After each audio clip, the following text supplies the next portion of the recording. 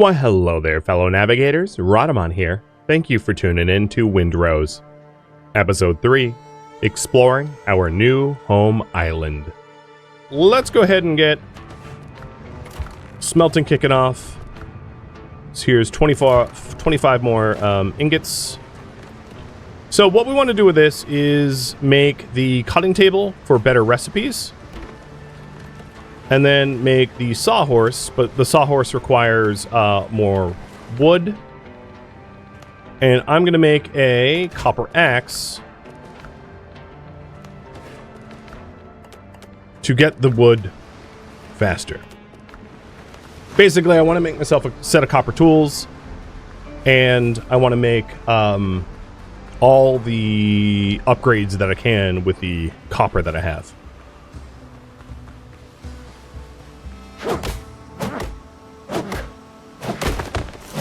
As you can see, this thing is far more efficient at cutting down trees than the stone one, as it should be. Instantly paying for its investment.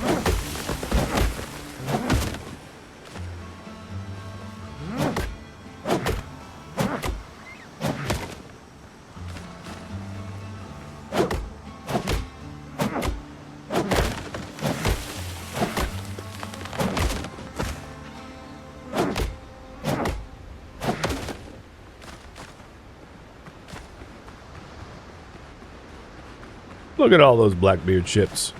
What losers. Patrolling the newbie seas. Trolls. They're all trolls. Alright, so we got the axe. We're going to want a shovel. We're also going to want a pick.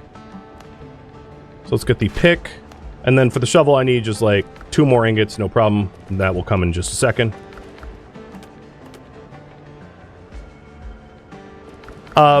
Additionally, with animal fat, we can fill up the lamp, so we're going to go ahead and do that. And that's part of the workbench. Instead of create, you can refill.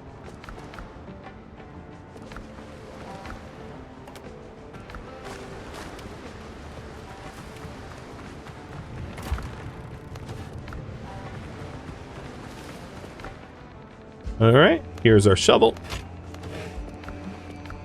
And now we can go dig up that treasure that we had information on, which is handy. The next thing I want to do with my copper, now that we have the sawhorse and cutting table, is probably to get the disassembly table so that we can actually break down the stuff we want to break down. So let's go ahead and grab broken blade, halberd, stone. Well, the stone axe and the stone pickaxe, like I can break down, but oops, I didn't mean to do that. It's not going to really yield very much because it's garbage. Right, but whatever, we'll break it down anyway. And then the torn boots, we can also break down as well.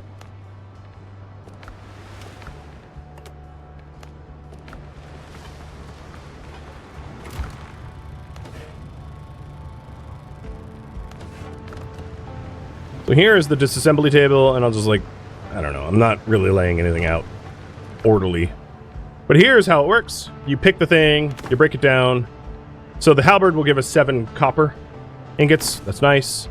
The old saber will give us some nails. The stone axe, some trash, essentially. Stone pickaxe, some trash.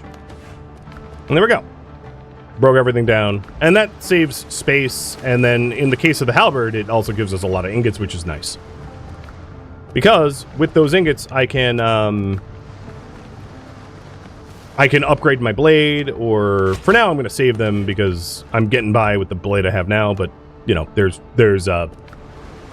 bonuses to be had from them. I'm actually here we go, just to organizing. All right, let's put the wood away, and then we're going to go dig up that treasure. Go back to exploration.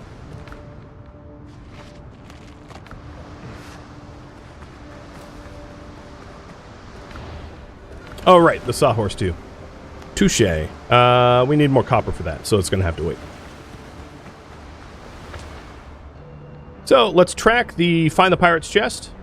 So, we could either put a marker down there or just go track quest, and now that we track and quest, it just shows me where it is. Now, I don't have immersion mode on. Immersion mode, like, won't have you track like this. You'll have to, like, follow cues. But for the sake of the stream, I just have immersion mode on, so it just tells me where to go.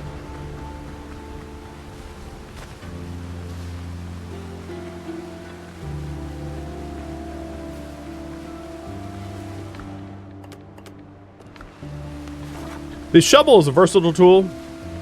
It's a crude weapon that you can use as a weapon. So let's kill Azure Dodo with it. Didn't say it was a good one. But if you wanted to be a Shovel Knight, you could. There we go. It also can dig, raise, and flatten. I don't really love the way it raises and flattens. It's kind of weird. But I'll show you once I dig up the treasure.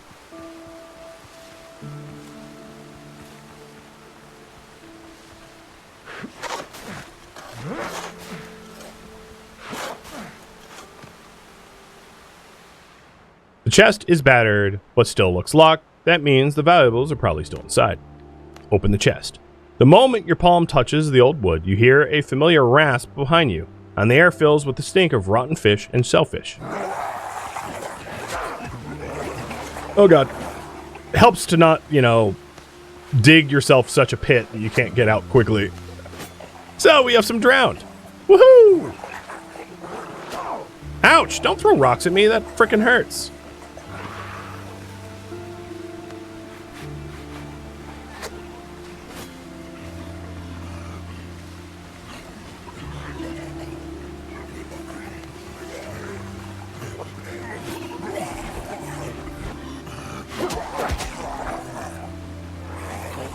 Piss off, freaks.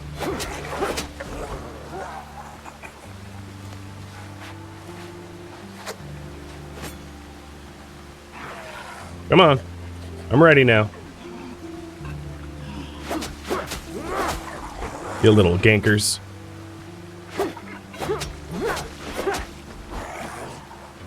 Now, the enemies also have posture. Which is to say, if you hit them enough to break their guard, they get, temporarily stunned. And some weapons are better at breaking guard than others.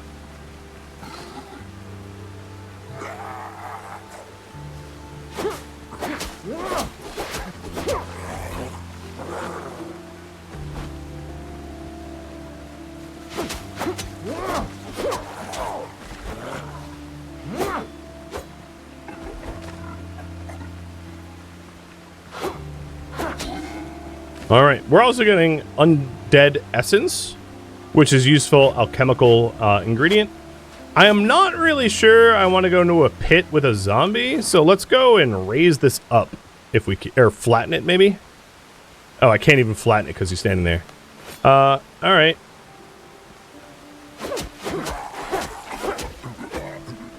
You're kind of just stuck, aren't you, buddy? Alright, I dug too... Ah, Jesus! Alright, is dead. So here's the raise. Just like an undo dig, and then the flatten.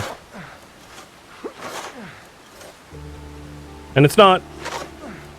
Because it's not like a voxel game, you can't ever get it perfect or whatever. But whatever. There you go, you can see it. Alright, it seems the old crew wasn't keen on sharing their treasure. As for the chest, it won't bite, one would hope. Take the risk, open the chest, and we got the silver and the guineas. And I completed the 15 men in the dead man's chest, which I'm very close to leveling up now, as you can see up here. I'm just a tiny sliver away. We also discovered undead essence, which is useful for making healing potions. Gross, but okay. Alright, let's continue exploring the island. So the next one we want to go is here. And it's probably worth showing off the lamp. So here's the lamp on my belt, doing a little illumination. I know it's not much.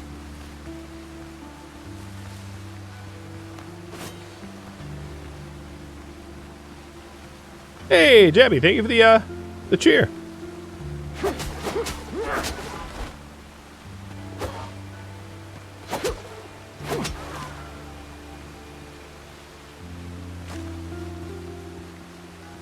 So we're passing by the cave, but I don't need copper just yet.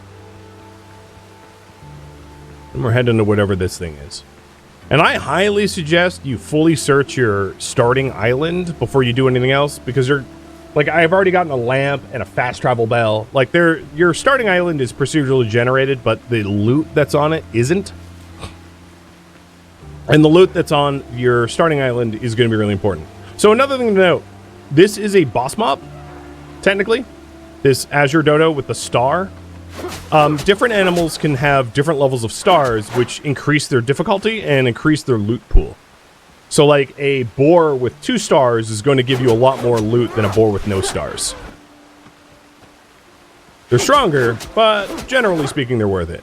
So I got like 2 bird meat off of it rather than the 1. Little bonus. Okay, more smuggler stuff. Oh, I hear enemies. The other thing is there's no pausing in this game.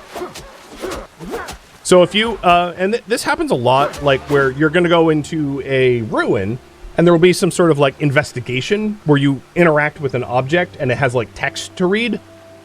The game's not pausing while you read that text. You'll die. So clear ruins before you start going around reading stuff, or you'll just get ganked as you're reading. It's rough. Did I go over the hunting challenges? Not yet. So the hunting challenges is this. So in the adventure mode, you've got challenges, and if I killed 20 birds, I would unlock the Dodo trophy, and if I killed 40 boar, I would unlock the boar trophy. And these trophies are decoration items in your decoration thing, but each trophy adds comfort. So it's not like one trophy is all trophies.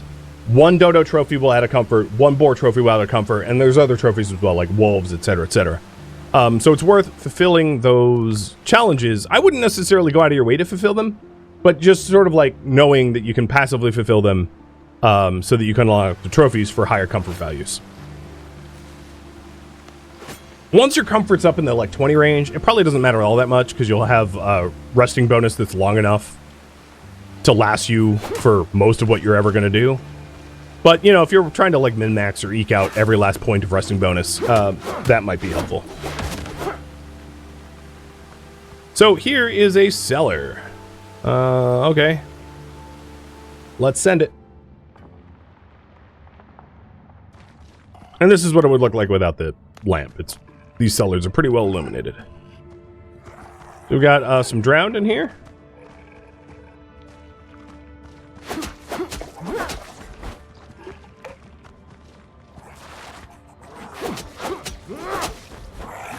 Oh, also there is no friendly fire. Like the enemies. Well, that's not true. There is a grenadier type enemy much later on in the game that can hurt its own allies. But like, if the drowned throws a rock and it hits the back of another drowned, it's not going to hurt that drowned, but it's also going to block the attack. So in some cases where you're against like a dude holding saber and a musketeer, positioning the musketeer, the saber dude, so that he's between you and the musketeer will stop you from taking shots by that musketeer. So I only mention that because that drowned threw a rock at me and it just hit the back of his friend, and that kept me safe. So that's a pretty valid strategy to avoid damage. Ooh, a necklace of agility. So the necklace of agility is going to give me 5 agility, and each agility will increase the damage of my agility-based weapons, which I happen to be holding an agility-based weapon, so my damage has gone up. I also leveled up, and I'll talk about that in just a moment, which is that in this game, there is stat points for strength, agility, precision, mastery, and vitality, and endurance. And I'm just going to be pumping vitality so I don't die very often. But you can reset it whenever the hell you want for free. And then there's also talent points. So there is the like saber tree, the tank tree, the two-handed tree, the precision tree, for lack of a better term. And I'm going to be picking these. So I'll tell you what is available at start. Deep cuts, slash damage goes up by 3%. Agile, jumping and dashing, costs less stamina.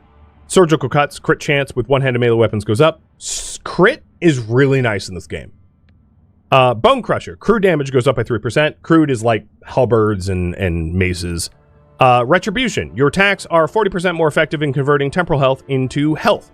So what temporal health is, and that plays into the... You will answer for this. Temporal health is essentially if you take damage from an enemy, you can regain a portion of that damage that you took back as temporal health, converting temporal health into health. And that's what I like to invest in pretty early on for like cheaper healing, because you can do that in the middle of combat.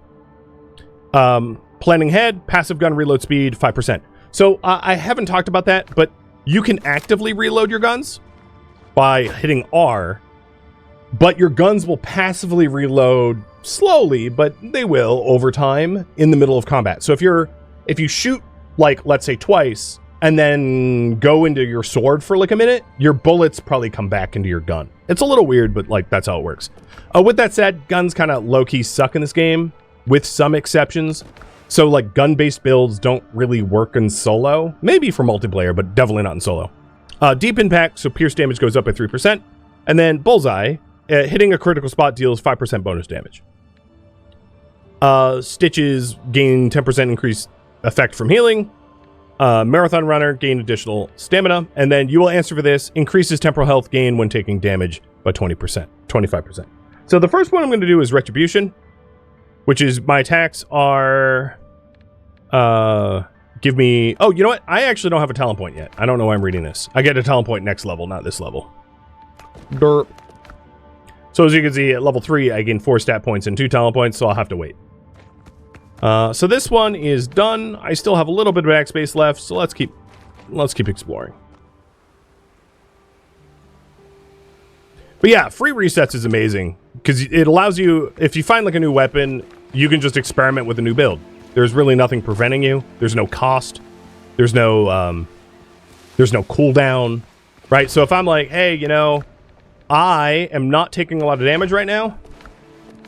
So I probably don't need all this vitality. I can just go reset points, done, stick them in agility, done.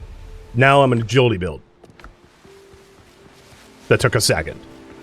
And now my slashes will do more damage. And then if I find myself into combat and I'm getting my butt kicked, I can then stick it back into vitality and switch between them as needed. It also really makes it easy to collaborate with in multiplayer because your builds can coordinate with other people's builds. So if you drop into someone's other game and they are a tank build, you can go like a damage dealing build or something like that. I like the flexibility a lot. So this is the last point of interest on this island. And this is one of the like undead crabs, a thorn fiddler. So at night, the crabs become these guys instead of the easy to pick up, no combat crabs that you would normally find.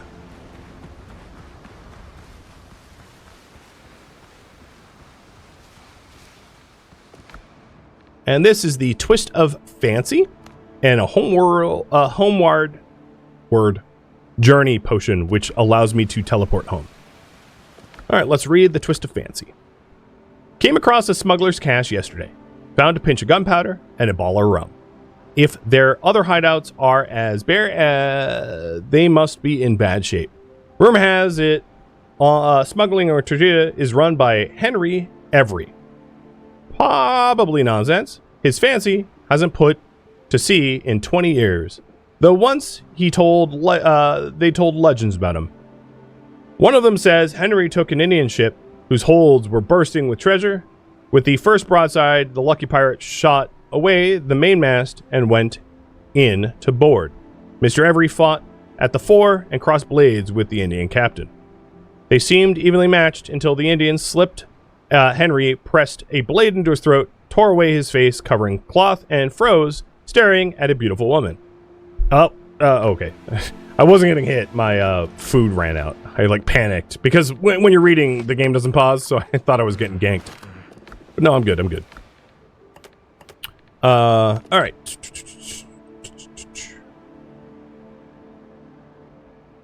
A princess of the Mughal Empire. The ship's true captain was hiding in the hold like a coward. Henry had him keel-hauled and ordered the princess and her escort left untouched. After that, Henry Every vanished with the riches. No one saw the princess again, either. They said she threw herself into the sea, others that she married a fortunate corsair.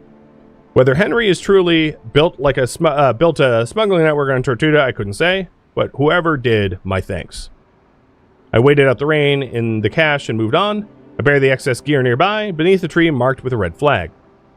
Maybe I'll visit this place again one day. So, beneath a tree with a red flag, that sounds like we need our shovel. And there should be a tree with a red flag nearby. There it is. Oh, and there's a boss boar. Before I fight the boss boar, I'm going to eat a new meal, because that meal was about to wear out. And I'm almost about to lose my rested bonus. So I have like a minute of stamina regen until this fight becomes harder.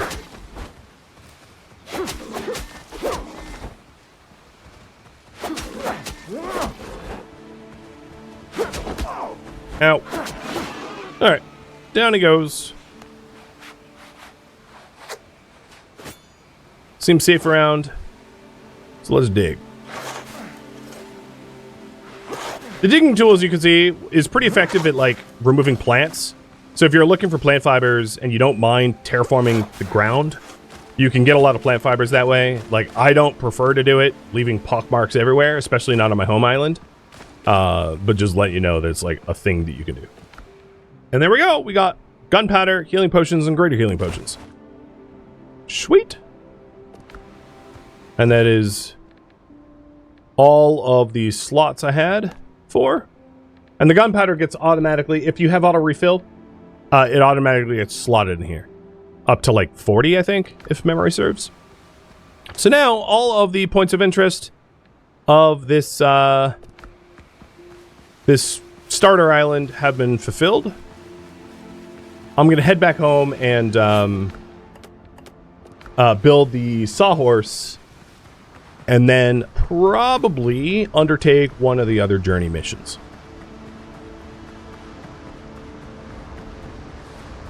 Maybe also make a Triton bed for more comfort. So now that I don't have the rested bonus, you can see the difference of the regen speed. Before it was like nearly instant that it would fill up, and now it's pretty slow. And that pretty slow is very challenging to deal with if you're fighting off like swarms of enemies, because you'll just get swamped trying to wait for that to fill back up.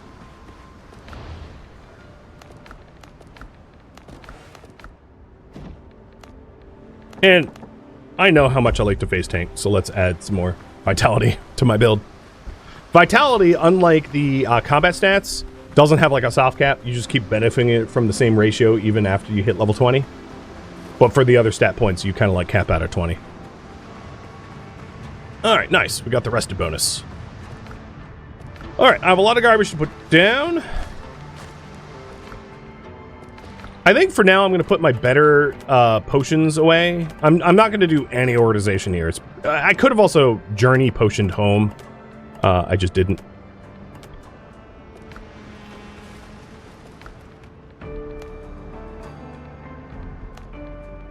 And let's see. I'm going to make 2 of those.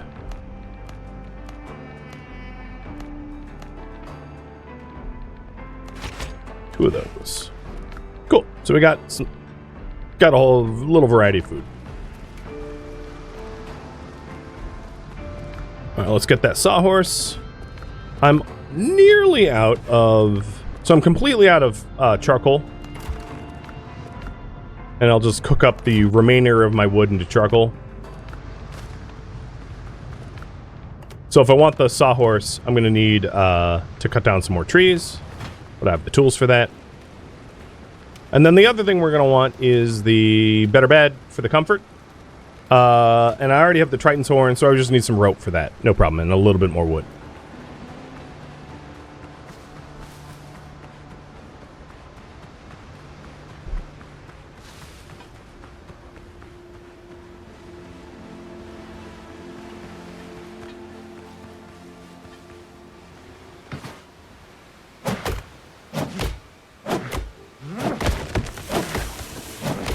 Oh, and yeah, let's put that in my journal.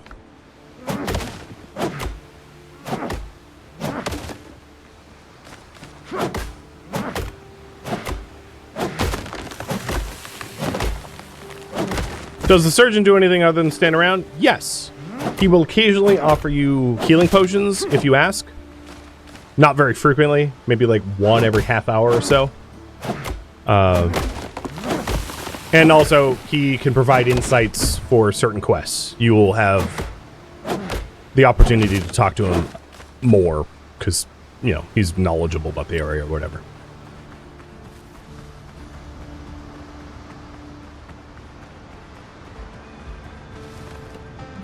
Alright, we did pick up a ficus seed. I'm going to plant it here. We found, yeah, ficus seeds.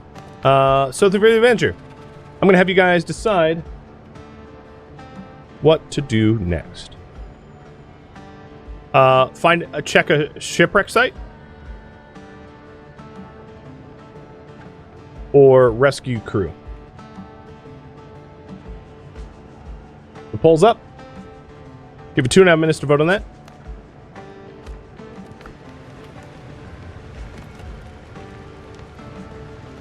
So here is the sawhorse. Again, it doesn't really matter if it's close to the object you're improving. Anywhere within the bonfire sphere of influence is fine. Then, that will allow us to make a sailor's backpack, the upgraded backpack. Deal. You can wear a copper pot on your head. I'm not planning on doing that. Other things, I have 2 bandages left, so let's make 8 of these. And then all of these. Fill up my bandages. I could, I'm going to put the pearls away and just make stone bullets. I don't have a good gun, so I don't really need good bullets. So here's 20 bullets for my 19 homemade gunpowder. That's sufficient. The other thing I wanted to do, so we've got, we don't have the signal fire yet. I would need more animal fat for that. I would like to get it. And then the simple bed with a headboard, I just need 1 more rope. Which means my old bed getting nuked. And then this new bed getting put in for the additional comfort. Oh god. Did I apparently positioned my, like, shack here at a 15-degree angle, which is not great. But it's temporary, so I'm not going to bother fixing it. So here are the saplings that are planted that are, like, fully grown. And when you harvest them, you get a little plant fiber and then the seeds back. This is probably not the way to get your plant fiber, in other words. So the only other thing I wanted to build was the... Let's see. So now that I have the level 2 workbench, that allows me to make wooden planks. So I'll just like make 1 token wooden plank for now. The fast travel bell, another fast travel bell I think is going to be pretty useful. So I'm going to keep a fast travel bell on me at all times, so that if I go to a new island, I can just plop a bell down and then fast travel home and fast travel back. It's super useful.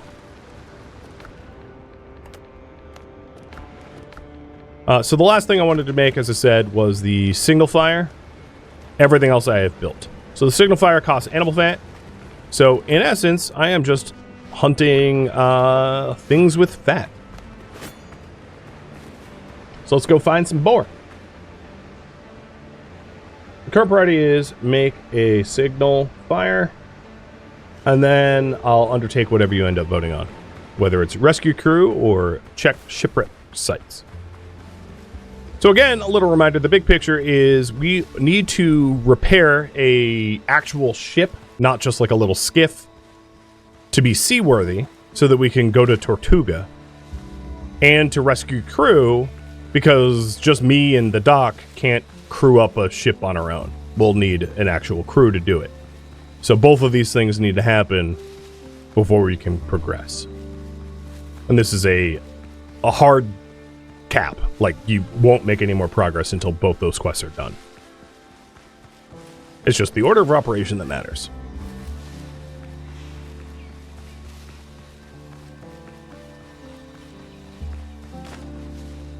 That's a boar. Do I have armor to upgrade to? Yes, I could make armor. I will say it's, in my opinion, probably not worth making, though. Which is why I didn't include in the poll. Because the armor I'm able to make now is not of a set. And basically, I will outgrow it nearly immediately. So I didn't want to invest in it. I didn't want to grind for the resources only to throw it away almost instantly. That would be the TLDR. So I need 5 more animal fat for the signal fire.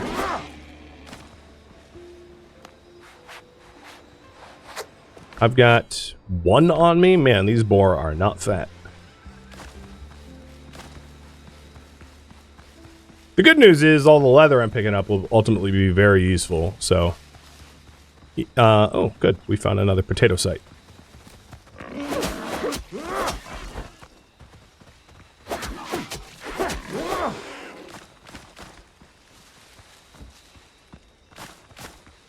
No seeds yet. Although the concept of seeds for potatoes is kind of funny to me, but whatever.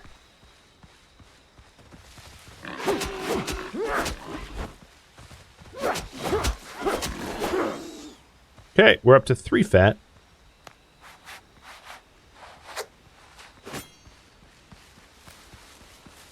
And I ought to mark down that potato site for future reference.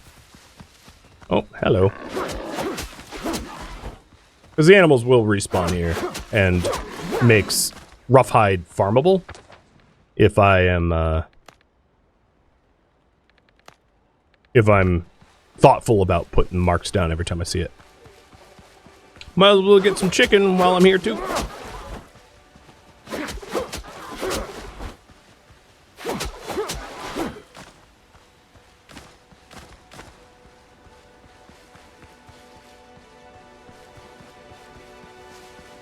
I'm not willing to get the clay right now, but I'll mark it.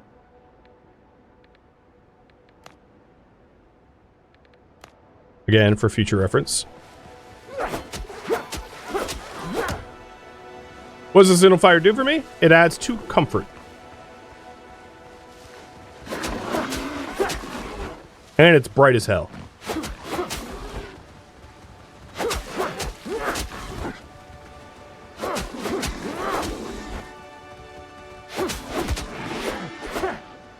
Alright, 4 animal fat. I'm almost all the way there.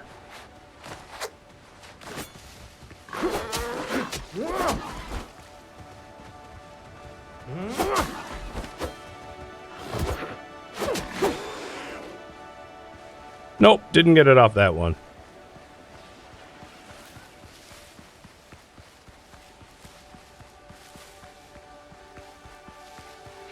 It's also worth noting, the ruins won't respawn. Well, okay, that's not entirely true. The chests of the ruins won't respawn.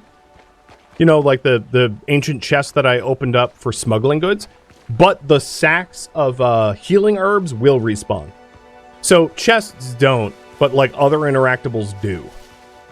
And that's just important to note because there's rare resources that you gain access to later on in the game that you can occasionally find in those respawnable bags that you find in ruins, which is just important to know. Might not be useful for me now to know that, but even then, knowing that the herbs, the sacks of healing herbs will respawn. Oh, there we go. I got my animal fat. You know, allows it to be a farmable resource. In other words.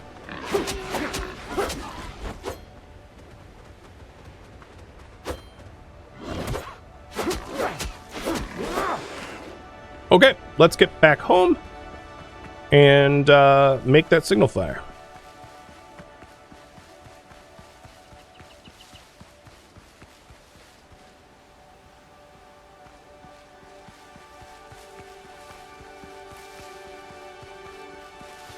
And it seems like we're going to rescue crew after I get the signal fire. Cool.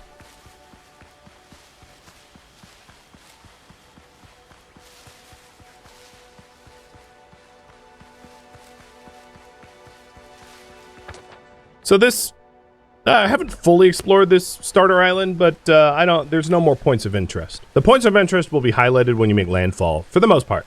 Some points of interest don't form these sort of like things, you know, the markers. So occasionally you'll find like a smuggler camp or something like that that isn't part of a point of interest. But it also means it doesn't reward experience too, so it's less important to find those. They're mostly good for like resources, you know, coin and gunpowder and things like that.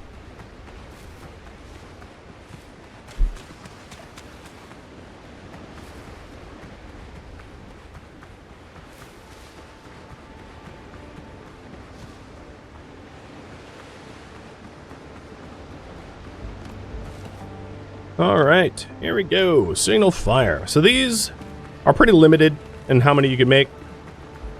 I'm just gonna put it right next to my fast travel bell. You know, just flaming bell. I don't know. I wanted it there.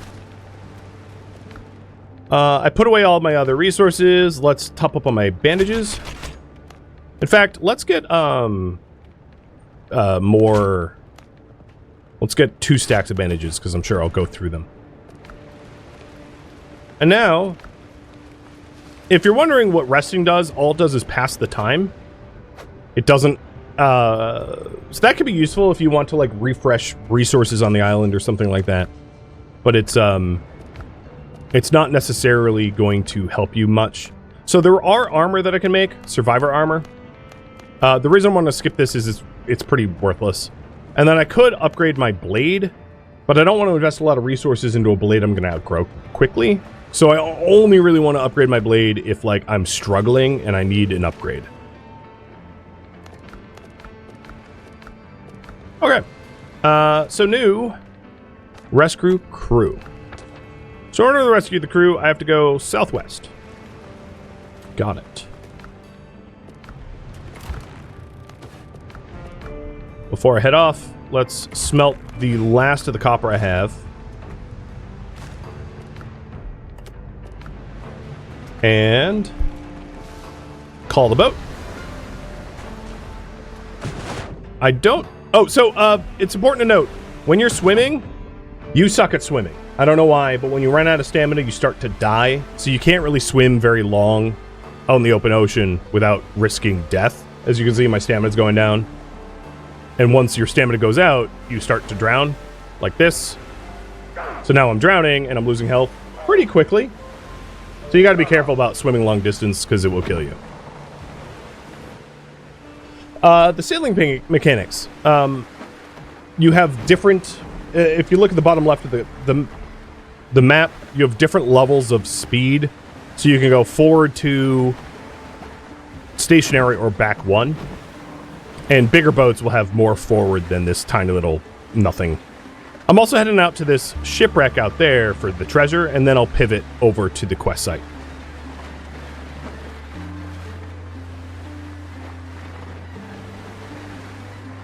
On top of that, you don't have to be steering the ship for the ship to continue in the direction you had pointed it at.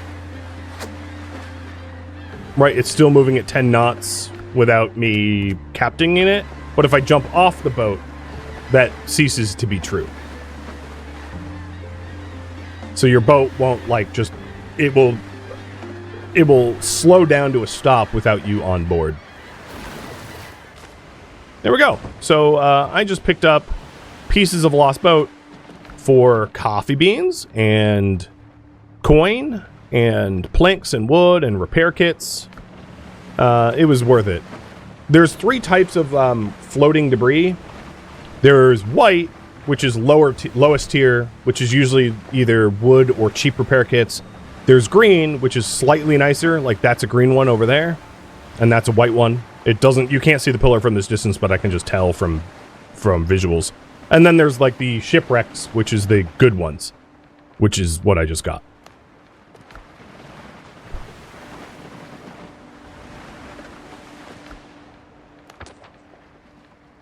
So we are slowly boating over. And I need to be very wary of Blackbeard's pirate ships, because if a clipper decided to want to kill me, or a frigate or something, I would just die. I'm in like a rinky-dink nothing ship. The other thing to note, top left is the hit points of the ship I'm in. This ship is a little different. This isn't like an actual ship. This is just like a rowboat that you kind of get. I mean, it's not technically a rowboat, but I'm going to call it a rowboat anyway. Or a skiff or whatever. Yeah, I would say it's like a skiff. But it does technically have hit points and it can be sunk. And sinking in open ocean would low-key suck because I'd have to come back here to get my stuff back. And if I sunk out here, likely there's still pirates out here willing to kill me.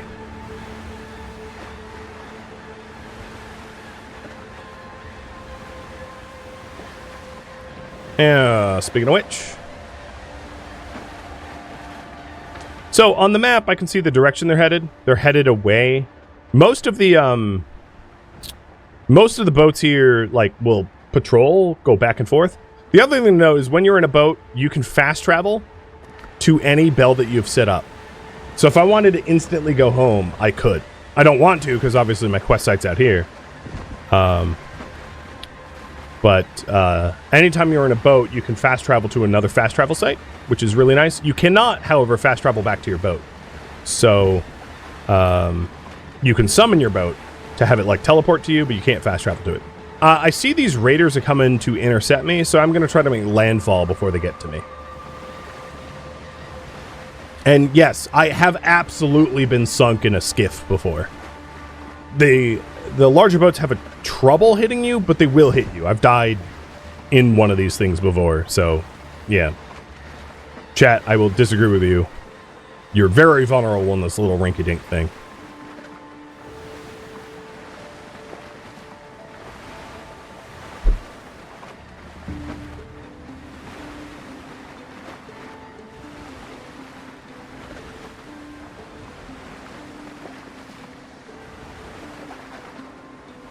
Okay. You'll eventually get accustomed to the, like, engagement distance that these raiders and other ships have. Here's what's important. Haulers, that hauler with that treasure icon, once I have my own pirate ship, those are worth more, and they're worth more boarded. That's what that symbol means.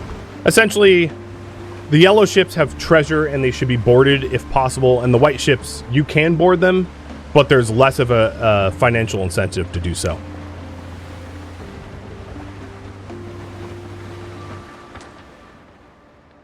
And I've passed a whole bunch, like a bunch of islands here for exploration.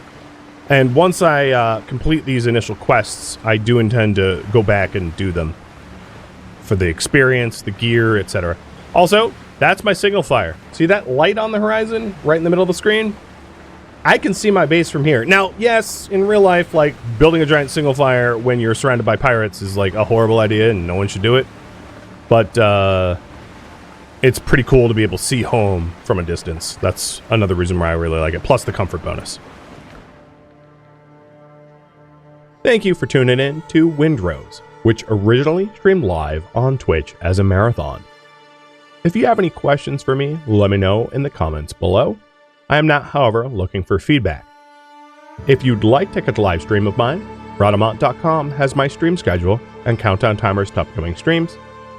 If you'd like to join my online gaming community on Discord, Rhadamant.com has a link to it, as does the description of this video. Thank you so very much for watching. Special thank you to my Twitch subscribers, Patreon patrons, viewers like you that support the channel and made it all the way to the credits, and everyone who showed up to the marathon live and supported this subathon. I hope to catch you next episode or an upcoming stream. Farewell, my fellow privateers.